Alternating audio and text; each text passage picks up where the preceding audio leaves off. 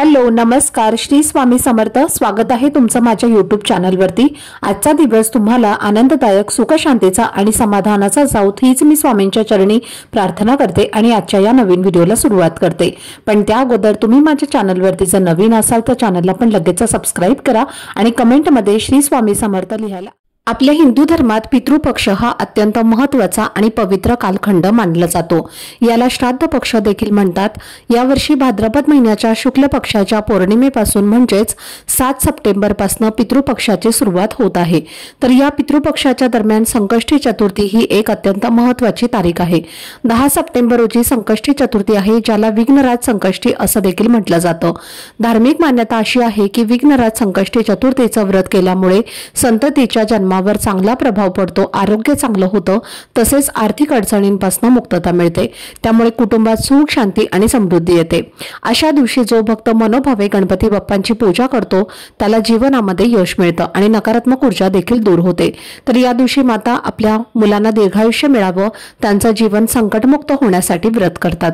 पूजेचा शुभ मुहूर्त सकाळी 6:04 ते 9:01 असणार आहे आणि संध्याकाळी पूजेचा दुसरा मुहूर्त हा 4:58 ते 6:32 असेल।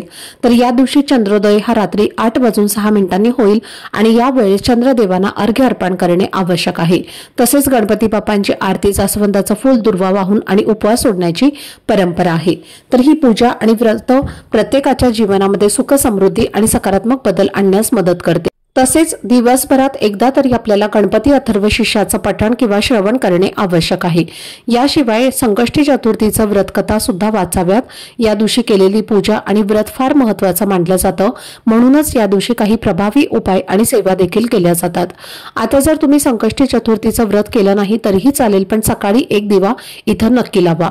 या दिव्यामुळे आपल्या कुटुंबावर कधीही कोणत्याही प्रकारचं वाईट संकट येणार नाही आणि या दिव्यामुळे आपल्या 7 पिढ्यांचा दारिद्र्य गरिबी नष्ट होईल आणि आपल्या संपूर्ण कुटुंबाची प्रगती होईल।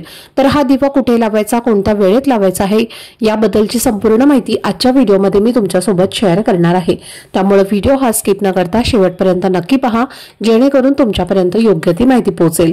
आणि तुम्ही माझ्या चॅनलवरती जर नवीन असाल तर चॅनलला पण लगेच सबस्क्राइब करा आणि बेल आयकॉनला पण प्रेस करा, म्हणजे मी जेव्हा कधीही नवीन व्हिडिओज अपलोड करेन त्याचं नोटिफिकेशन सर्वात आधी तुम्हाला मिळेल आणि तुमचा एकही व्हिडिओ हा मिस होणार नाही।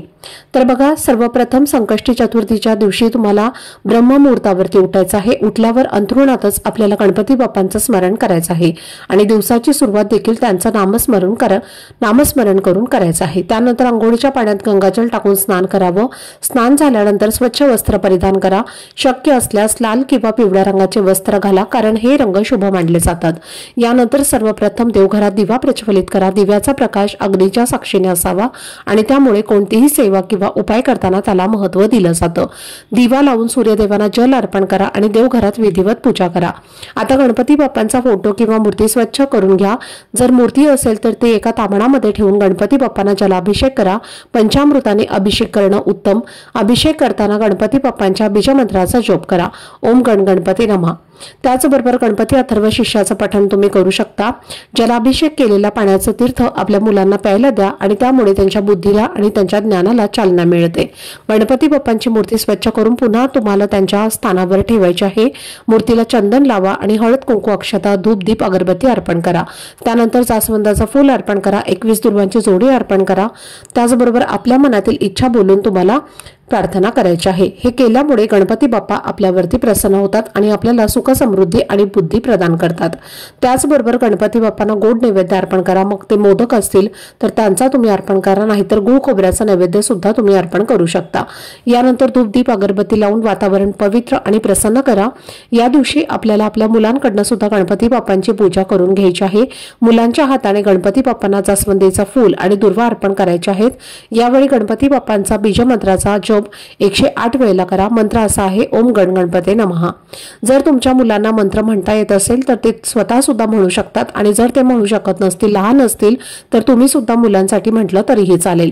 त्यानंतर संकष्टी चतुर्थीच्या व्रताची कथा तुम्ही वाचा, गणपती बाप्पांची आरती करा आणि प्रसादाचं वाटप करा।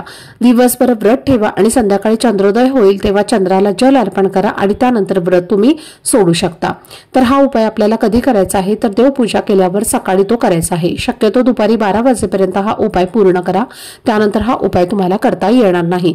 तर या उपायासाठी आपल्याला एक दिवा तयार करायचा आहे, जो कणकेपासून बनवायचा आहे। कणकेमध्ये थोडीशी हळद घालून तुम्हाला ह्याचं पीठ मळून दिवा तयार करायचा आहे।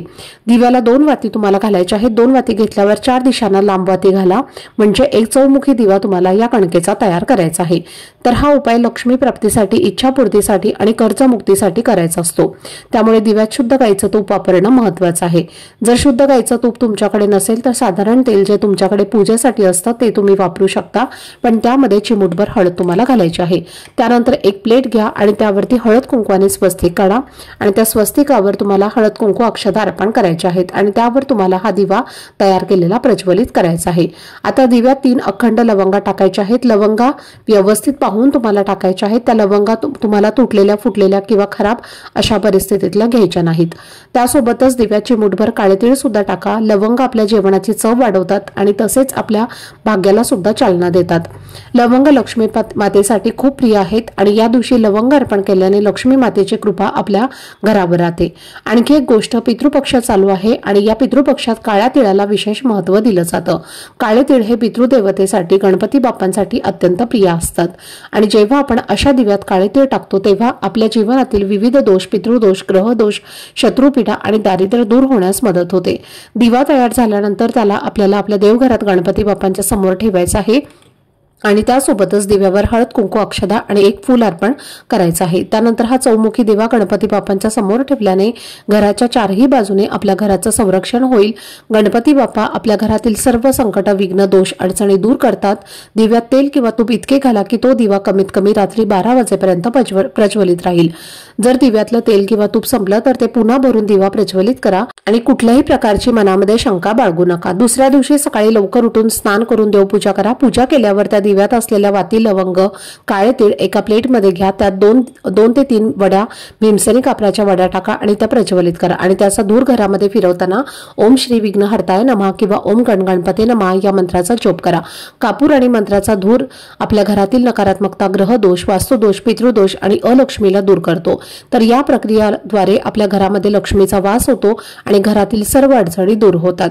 कणकेचा दिवा तयार झाल्यानंतर एक झाडाखाली ठेवायचा आहे, म्हणजे तो तुम्हाला दुसऱ्या दिवशी झाडाखाली नेऊन टाकायचा आहे। तिथे असलेले पशुपक्षी किंवा कीटक त्या दिव्याचं सेवन करतील आणि हे एक प्रकारचं दान म्हणून सुद्धा गणलं जातं। तर या दानामुळे आपल्या पितरांना सुद्धा शांती मिळते आणि गणपती बाप्पा आपल्यावरती प्रसन्न होतात। त्यांच्या कृपेने घरातील सर्व संकट, दोष, अडचणी या दूर होतात आणि कुटुंबाच्या प्रगतीचे मार्ग मोकळे होतात। तर अशा उपायांनी आपले जीवन सुखमय, समृद्ध आणि शांततेने भरले जाईल। तर हा उपाय लोकांपर्यंत शेअर करा, जेणेकरून सर्वांची जीवनशैली सुधारू शकते। तर हा व्हिडिओ तुम्हाला आवडला असेल, माहितीपूर्ण वाटला असेल तर व्हिडिओला लाईक, शेअर आणि चॅनलला सबस्क्राईब नक्की करा।